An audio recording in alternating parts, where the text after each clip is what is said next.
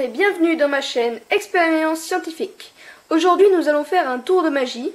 Comme vous le voyez ici, j'ai réussi à poser une aiguille sur de l'eau.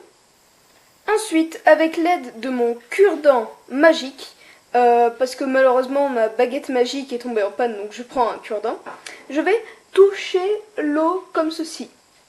Ah oui zut, il ne se passe rien. Pourquoi il ne se passe rien? Parce que j'ai oublié de dire ma formule magique. Abracadabri, abracadabro, que cette pauvre aiguille qui est posée sur l'eau coule au fond du verre. Alors, est-ce que ça va marcher? Oui, ça a marché. Et regardez, l'aiguille est bien tombée au fond du verre. Maintenant, avec mes doigts, je vais aller chercher l'aiguille au fond. Voilà, j'ai eu l'aiguille. Ensuite, je vais prendre le verre pour le vider. Et avec l'aide de mon torchon magique, je vais tout nettoyer. Bon, vous vous demandez sûrement comment une aiguille peut flotter sur l'eau et comment avec une simple formule magique, elle peut couler.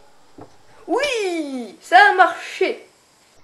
Bon, nous allons revoir ce tour de magie depuis le tout début. Donc, en premier, j'ai pris un cure-dent et j'ai trempé ce cure-dent dans l'eau. Bon, il s'est rien passé du coup. Sauf que l'autre côté du cure-dent que j'ai tourné, en fait, il y avait du liquide vaisselle dessus. Donc du coup, en touchant l'eau avec le liquide vaisselle, l'aiguille a coulé. Donc, comment c'est possible qu'une aiguille en métal puisse flotter sur de l'eau? Alors en fait, c'est pas tout à fait de la magie, mais plutôt de la science. En fait, l'eau forme une sorte de peau qu'on appelle la tension superficielle. Et c'est grâce à ça que l'aiguille peut se poser sur l'eau.